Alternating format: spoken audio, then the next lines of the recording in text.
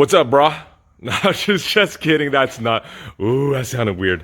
What's up, guys? It's your boy Spike. I'm giving you guys the daily tour of the Toyota update progress. Besides my son riding the LS motor, we've been working on the coolant pipes coming forward. So oh my God, I'll probably need that bolt.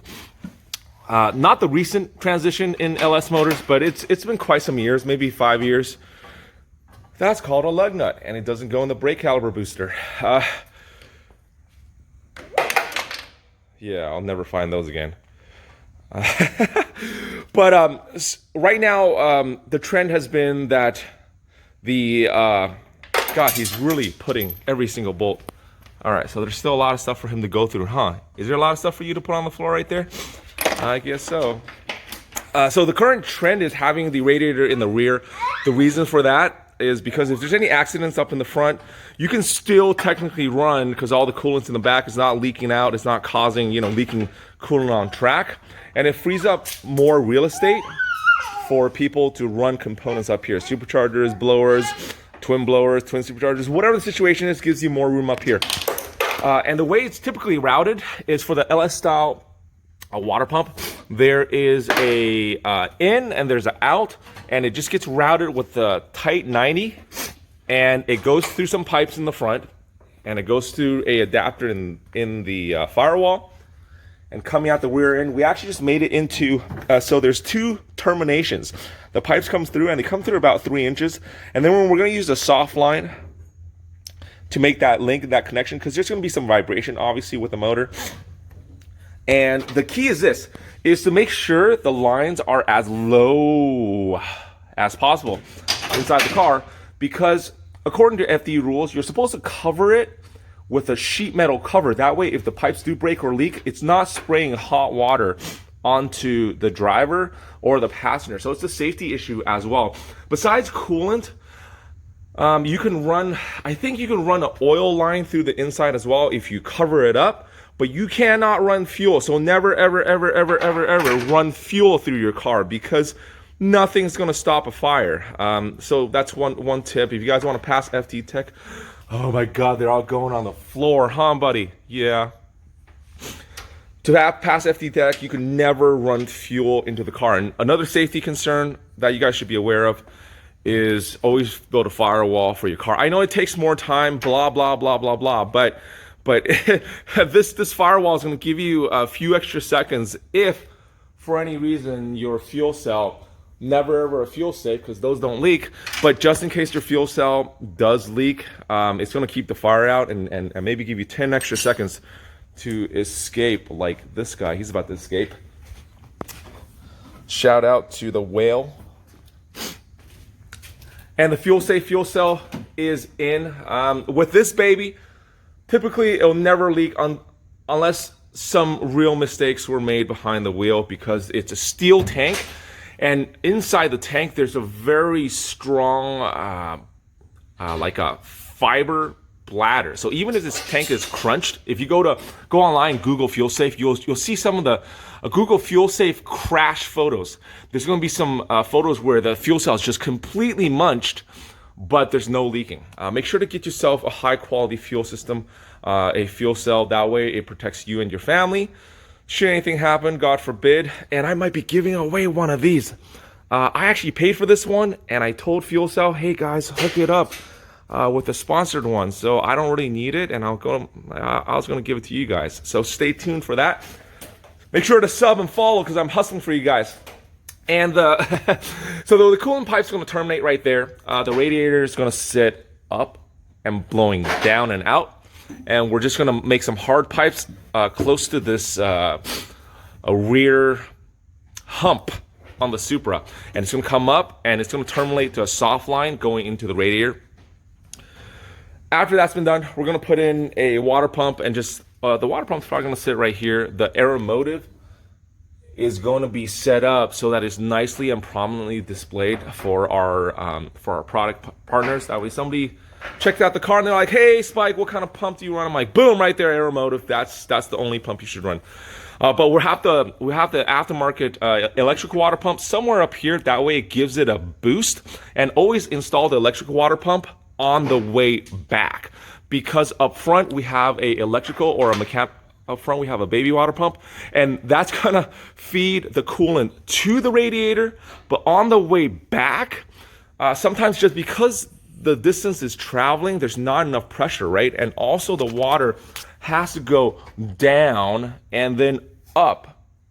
So there's a lot of opportunity, ample opportunities for air to get trapped in the system. So you need that extra like oomph with the extra water pump to suck the radiator fluid out and just like really force it back through the system and out to the motor. That's how my car stays cool in the 240. I actually have 2 electric water pumps, one in the front, one in the back. And oh, let me show you guys. All right, so speaking of radiators, this is my 240. Of course, you guys know this car, what's going on. Yeah, I don't have a jack rod, so anything I can find that's close, I'm gonna use. Ryobi, you guys make awesome tools. If you guys don't have any Ryobi tools, I'm not sponsored by them, not partnered, but buy them, they're awesome. So I have 2 water pumps. This one up front, it's a Miser LS style, and it's gonna pump the fluid through this line here. And, oh, Edelbrock supercharger for the win. And it's gonna come all the way back here. And then I have a secondary water pump right there. So that way I was having some problems with just running one. In my old Pro-Am car, not really big of an issue. I just ran the electric and it was able to boost the water all the way through. But for this one, I've been having some overheating issues before because air would get trapped in all these up and down in the hoses, so it never gets bled out until I put this, I think it's called a Craig Davis water pump, until I put that water pump in, and then it gave that real push and speed, velocity, to get the water and the air all the way through so we can bleed the system. And also, I have tested this before. If you have one water pump out, so I have had a situation where this one and the connector was just disconnected. And my car was running like hot, like 190, 200, which it usually runs at about 170. And I was kind of wondering, what the hell is going on? Why is my car hot? So we started looking at stuff, and the electric water pump in the back was able to keep this car cool during a couple runs. But of course, the temperature will go up, but it still keeps the car alive. It's not to a point where like, boom, it's gonna skyrocket and then blow up. So I'm thinking in competition, if I really needed to do a couple laps and the front water pump is bad, I can just really force the car to do those couple of laps. But if I only had one water pump, the car would overheat. It would cause like head issues and problems. So, and I know that if I turn the back one off, this one will also keep the car pretty cool as well, but it'll eventually heat up. So back to this side, we have the same electric water pump set up in the front, which has been super successful. Is your foot stuck? Oh, yes, your foot is stuck on the Aeromotive 1-to-1 fuel pressure regulator. Awesome! That's a good, what's that called? What is that, a good plug? Yeah, product placement. So yeah, that's gonna keep the car really, really cool. And the whole thing about building a race car, besides safety, like those nice NASCAR bars. Oh my God, where are you going? This kiddo. Hold on. All right, here we go. Back riding the daddy transport. But the nice thing about stuff like this, like safety, that's so important for building a drift car. I know some of you at home really just want to get it done and don't want to build a rear firewall.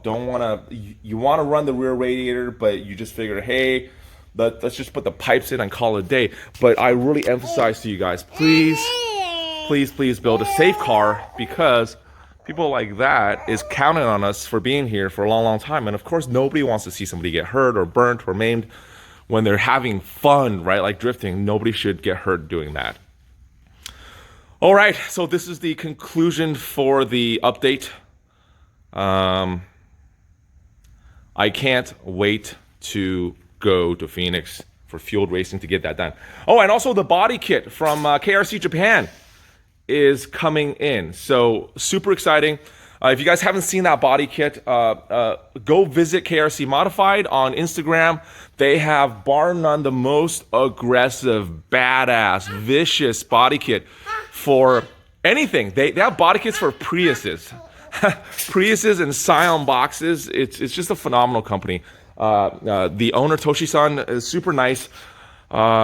He's sending us, you and I as a team, he's sending us the most beautiful Supra body kit. I can't wait for you guys to see it.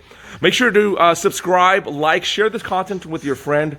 That way they're not getting left out on the loop, because there's always some real good information that you guys can learn when it comes time to build your car. And if you guys are a little bit younger now, like 6 or 7 years old, just kidding. But if you guys are younger and you don't have a car yet, that's okay. Watch my videos, learn from a badass shredder, and then that way when it's your time to get in your mom's minivan, you'll be like, hey mom, you definitely need a rear mounted radiator because blah blah blah. Right? All right, I'm Spike Chen out with my babes. He's so tired. Yeah, come on man, say hi. Hi. So we will see you guys tomorrow. Have a wonderful, productive day. Go hustle that money and smile a lot. This is going to be my mission for you guys to do. Smile a lot, right? Everybody you see, it's your boss, your coworkers, the guy across from the office that you hate. Smile a lot, because that opens doors, and it has opened doors for me forever. So that's a good life tip. All right, guys, Spike Chen out. Peace.